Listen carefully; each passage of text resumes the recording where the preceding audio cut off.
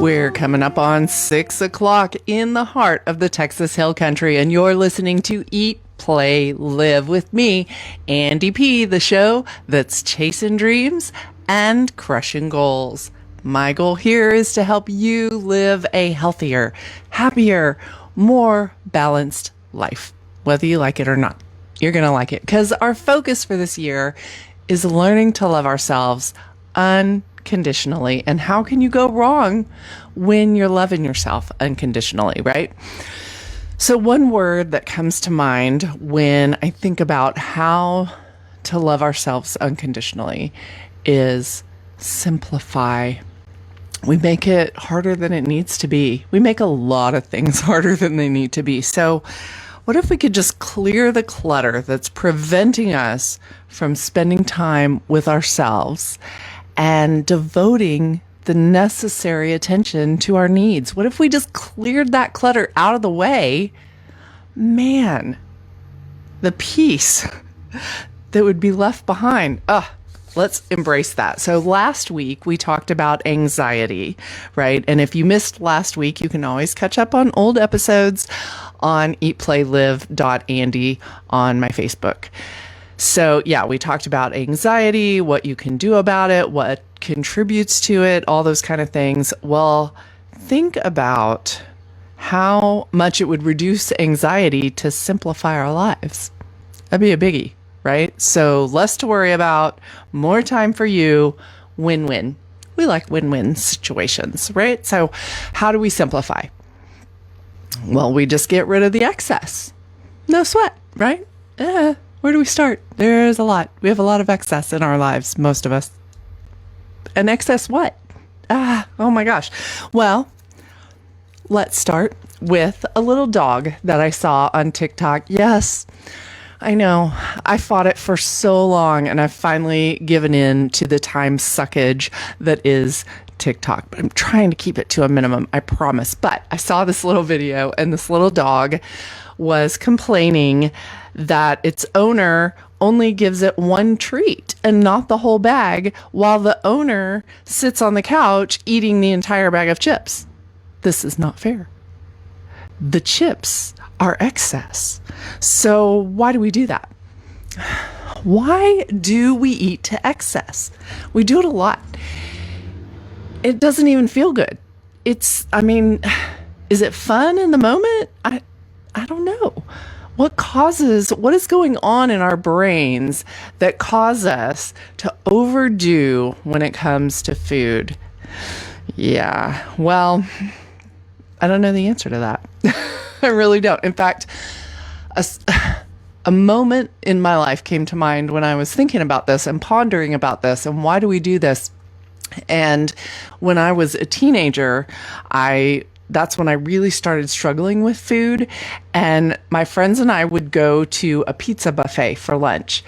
And I remember that I would hurry and eat as much pizza as possible before I got full because they had a lot of different kinds and I liked all the different kinds. And so I wanted to make sure that I was able to get at least a few bites of each kind of pizza before I got full. Because then if I got full, I'd have to stop.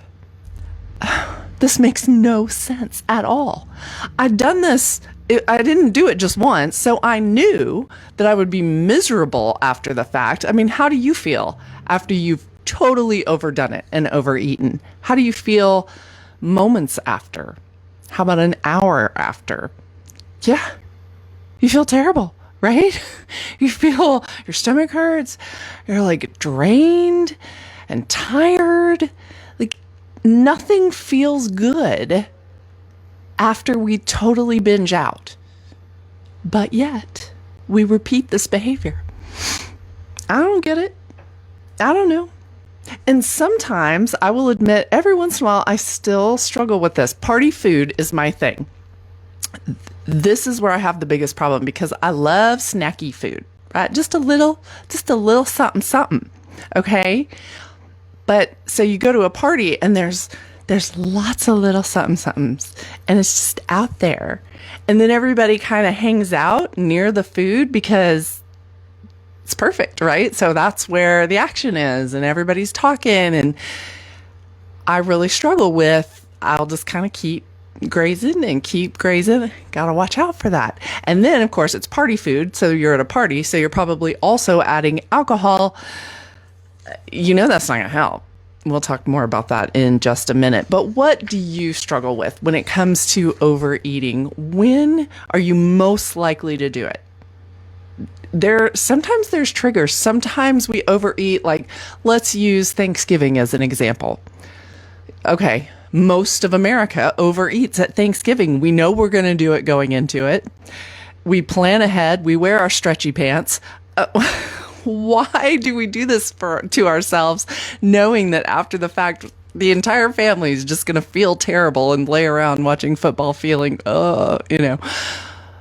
Well, maybe we don't want to hurt grandma's feelings or whomever is doing the food preparation. So we feel like we need to keep eating because it might hurt their feelings if we don't. I don't know. That's just one possible reason we do that. Well, first of all, let's get out of the kitchen. Okay. Back to the party scene. Get out of the kitchen. You don't have to stand there grazing the whole time. Move it out. Let somebody else have a turn. I mean, come on, for Pete's sake. And then I've got some other tips for you. How to cut back so that we're just not putting ourselves in that situation over and over and regretting it over and over. Yeah, let's make some different choices here. So one super easy thing you can do, I don't know if you've done this at home yet, but switch to smaller plates. Who came up with the dinner plate size? Because that's way too much food. I guess they consider it a salad plate. That's all I even have in my house. I don't even buy dinner plates. What do you even need that for?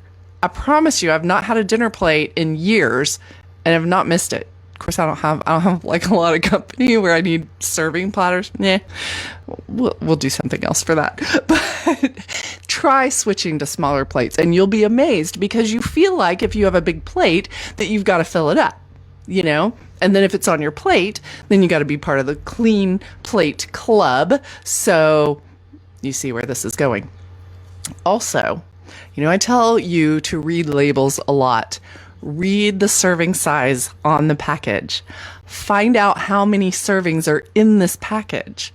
Because many times we buy a package of something intending to eat the entire package or knowing that that's probably what's going to happen. And if you read it and it says, this is 5 servings. Uh-oh. Okay, so take the calories and the fat and the sugar and all the things that you're not going to be really excited about when you multiply it by 5. Oh, that's where that belly came from. Read the labels. Slow down. Just slow down. Oh my gosh, my oldest son, that boy eats faster than any human I have ever seen in my life. I don't know why. We have never stolen food away from him. It's alarming how fast he eats. And I tell him this a lot. And of course, because he's my child, he never listens. But just slow down. Let your body realize that you're getting full. It will tell you when to stop if you'll just slow down and let it realize. Like I was saying with the pizza, I knew to go fast because I didn't want my body to tell me I was full. And then I felt sick. Maybe try drinking some water before you eat. Like, you need to be drinking a lot of water anyway. And especially right now, what is with it being so hot already? Oh my gosh, it's so hot. Anyway, hot or not, drink water before you sit down to eat and you won't be as hungry. A lot of times we think we're hungry and we're actually just thirsty. So fill that and then let your body tell you, how hungry are you really? And watch out for mindless munching. A really good way to overdo it is to be eating and not paying any attention to what you're eating. You're watching TV, you're doing whatever, and you're not paying any attention. You're scrolling on TikTok. and you're eating a lot more than you bargained for.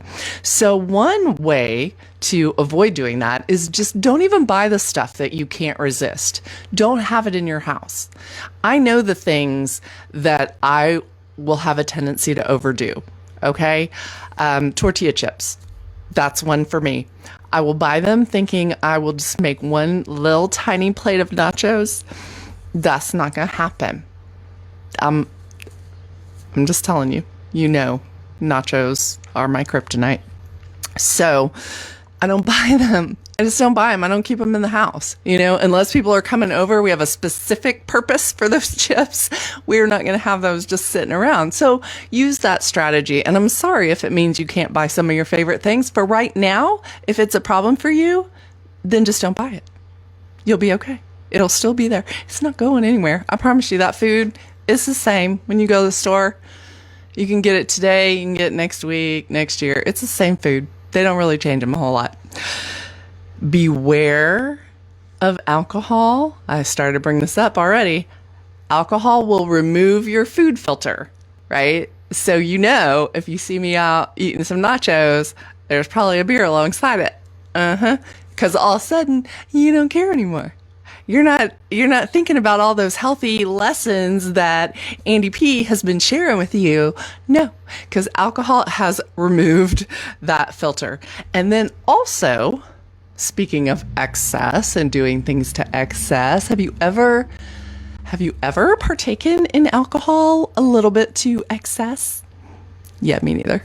So talk about mental clutter the next day when you wake up and you're like, let me put the pieces together from last night. Where was my phone?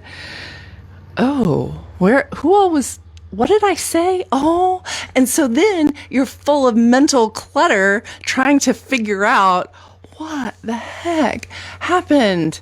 So another good reason to beware. I get it. I'm just saying, be careful. So the idea is to let's prepare ourselves to be successful. If our goals are to eat healthier, whether it's to look better, feel better, armor up our body for success, then plan and prepare. Don't bring that junk in the house. If you go out to eat, you know what you can do? This is a little trick, and it's hard. It's a little hard to do, I gotta admit. But when you order something and it's going to come in a big portion, which if you go out to eat around here, who serves ridiculously big portions. So tell them to go ahead and put half of it in a to-go before you even get it.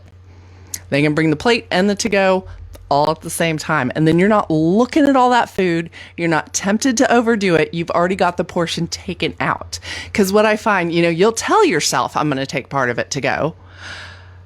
But how often does that actually happen? Once the food's in front of you and you've been waiting and now you're starving and you just keep eating.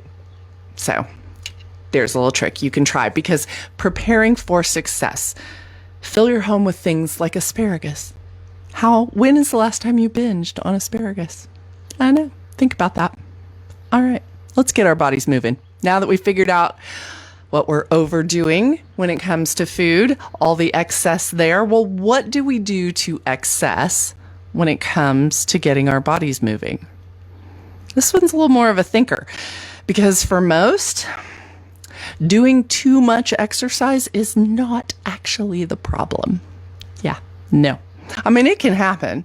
I rode 41-ish miles on my bike this morning. Whew, and it was super hot by the time I was done. Okay, that might have been a little bit excessive, but most people overdoing that category is not exactly the norm. And it's easy to see when you look around in our culture, overeating is being done a lot more than over exercising. Okay, so yeah, this is a little bit more tricky, but here's where we're cluttering. We're cluttering our ability to move with things like too many excuses. How many excuses have you used lately to not go to the gym, to not go on that walk, to not go ride your bike? Heat is not an excuse. You will survive. Just make sure you have lots of hydration. You'll be okay, I promise. Yeah, too many excuses are cluttering your life? How about too much concern over how you're going to look? Over how, I don't know, I can't, well, this kind of ties in with excuses. I can't go to the gym until I have all the right clothes to wear to the gym, because otherwise I'm not going to look right. And people are going to look at me funny because I'm not wearing what I'm supposed to be wearing. I'm telling you, I've heard all these things. It happens. We are cluttering our mind up with all these ridiculous reasons. Okay, there is a thing, maybe more than one thing, when it comes to working out that can cause clutter in our lives. First, too many shoes. I know, it hurts me to say it too, but I looked at my shoe closet and bin and all the places that I keep my shoes, and I have a special bin just for running shoes, and then I have biking shoes, and then I have shoes that I wear to the gym, but I'm not going to wear to run in because my running shoes are set apart special. And then I actually have marathon running shoes, and then I have just like a short distance running shoes because I don't want to wear out my marathon shoes early by you getting the idea. We can clutter when it comes to moving our bodies. Too many shoes can cause clutter. So when new ones come in, old ones should go out. Yeah. Once you've worn them out, like, why are you hanging on to them? Okay, maybe they can become your garden shoes, but how many garden shoes do you actually need? And on that same, really all workout clothes, it's an addiction. It can be, and it's fun. Too many sports bras. Okay, this is another one. This is going to be too much information, but you got to have different sports bras, right?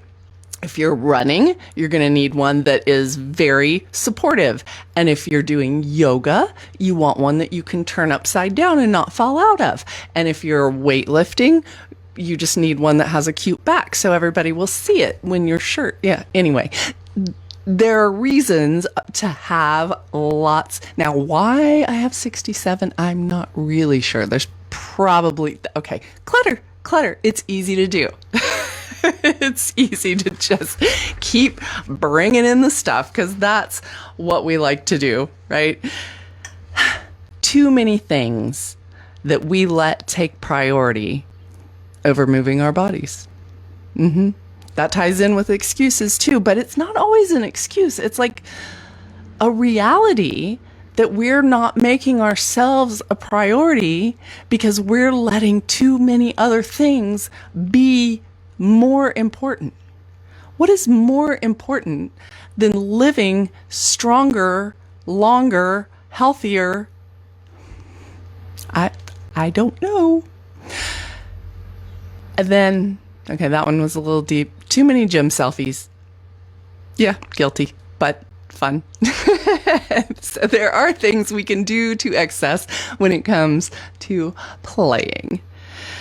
And in life, yes, there are so many things that we do to excess. So the ability to simplify means to eliminate the unnecessary so that the necessary may speak.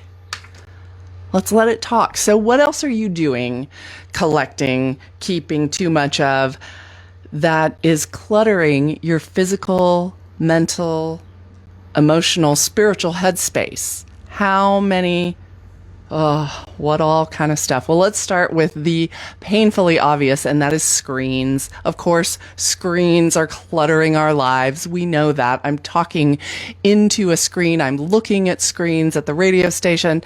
They're all day, every day, all the time. And opinions differ on how much is too much or how young is too young. I know many of us cringe when we see somebody handing a baby a phone to occupy them. But I mean, I have kids too. I've done it too. And then you see your kids spending too much screen time and you think, okay, now what do I do? Because I taught them that. They've been watching me and I'm guilty as well. And so how do I now take it away from them? How do we model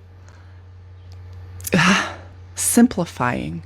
Just simplifying, stepping away from the need to spend so much time interacting with the screens. What about quality? Is the quality of what you're watching, does that make it okay to spend more time? If I'm watching PBS, then it's okay to watch way longer than if I'm watching, I don't know, Netflix. I'm not going to call anybody out on specifics because we all do it. But that's something that it's an argument that I've heard. Well, I'm on YouTube, but I'm looking up very important how-to videos. I'm not just watching trash. Yeah, right. Okay. Commitments. Excessive commitments are in so many of our lives. And why? And they can be good commitments. I mean, work, family, friends, things you've signed up for, whatever it is. For me, races. I've signed up for a lot of races over the next few months. And it's just a lot of commitments. And so it becomes, at what point is this excess? And why are we doing it? Well, here's my theory. FOMO. We have a fear of missing out. In every area of our lives. At work, what are we afraid of missing out on? Well, we might miss out on a promotion. We might miss out on earning that bread. We might miss out on something is going on that we need to be aware of. So, therefore, we work to excess. Family, you can't have excessive family, can you? Maybe. If you're letting it take priority over your health or your wellness or your peace, absolutely. You can have too much of that. Friends, going out with your friends. I know it's so great, but you can't do all the things all the time. This was a hard one for me actually this week because I had made plans to be in Cozumel where I have a lot of friends that were like, come on, we can't wait for you to get here. And I had this huge fear of everything I was going to miss out on by not going this week when I had committed to go. And I had to realize they understand. I hope y'all understand, right? I couldn't go right now. I had to put on my big girl pants and it was not easy. I promise you I threw a temper tantrum, but I had to do some adulting and I had some other things that had to take priority. And I can't let fear of missing out be more important than things that are really, really important in my life. So, yes, the lessons just keep on coming. We never outgrow them, but it's okay. And in that, I did learn it is okay. It's okay. My island is not going anywhere. Hopefully my friends are not going anywhere. They're still there. They're still kicking back on the beach and drinking their mojitos. And I promise I will be there as soon as I can. Anyway, okay. I got off on a tangent there. So commitments, excessive commitments in our lives. So the deal is, we don't have to do all the things. We don't have to be in all the places because when we love ourselves, and remember, that's what we're doing this year. We're learning to love ourselves unconditionally. Well, when we do, we can enjoy the peace that comes with spending time just with ourselves.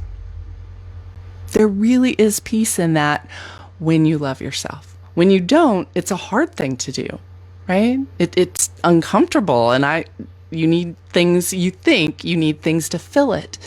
But once you start really loving yourself, absolutely you can spend that time and you can enjoy that peace. Oh my gosh, today, I'm so glad nobody can see me when I'm out riding my bike because I don't know, at like mile 30-ish or so, I start getting a little loopy. And it was the most beautiful area that I was riding through.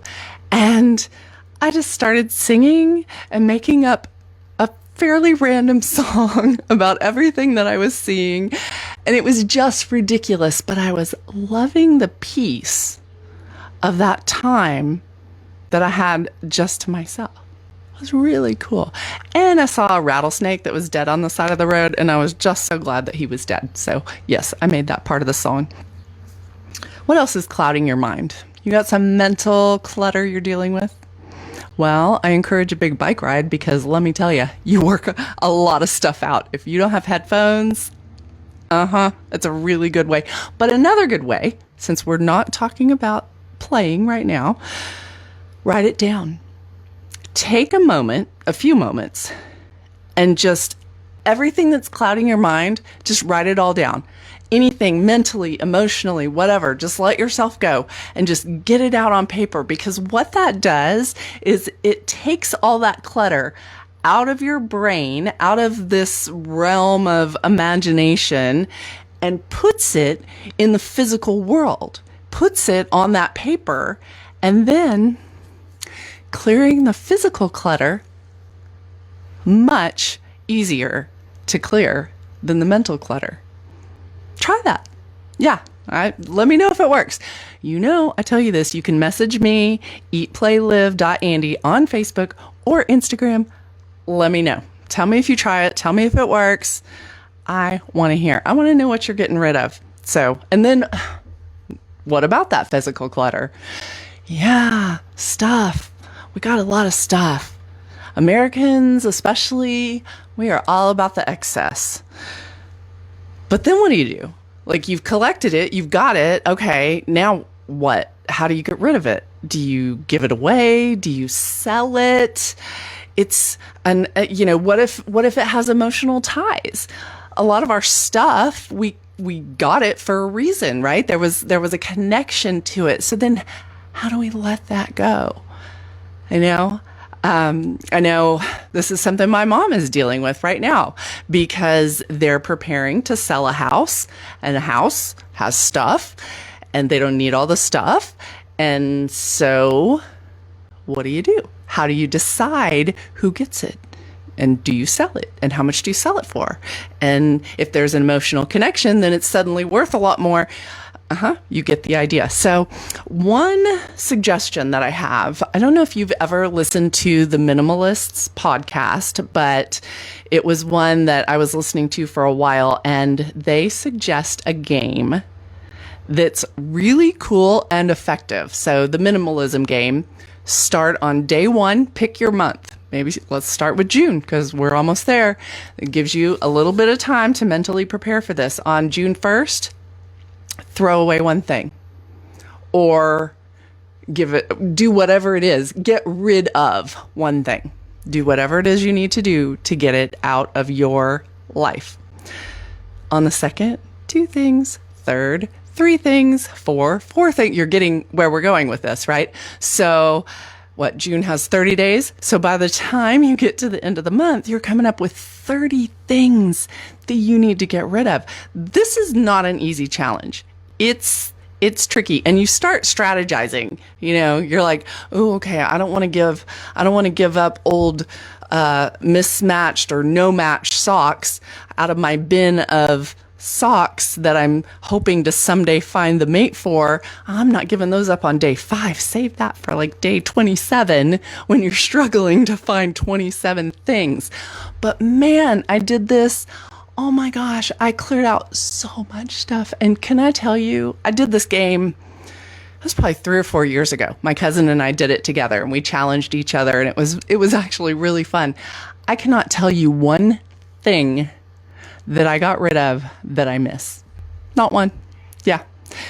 It was amazing. There was jewelry. I had tons of just junky jewelry, like nothing fancy, but I was out and I had an occasion and I needed some little cute necklace, or, nothing that was all that expensive or anything, but I had, look in your jewelry cabinet, drawer, whatever you have multiples of. I ended up clearing out, I think I found like 95 pieces of jewelry, and I took them all to work. So this is like day 26, 27, and 28, all in one fell swoop. I took them all to work and laid them out on a table and sent an email to all the women. Now, it helps to work somewhere where there's a lot of women, but I said, free jewelry, come and get it. And they did. And they took every single piece. And in the weeks that followed, I would see one of my coworkers sporting some earrings that used to sit in my drawer. And I just loved it.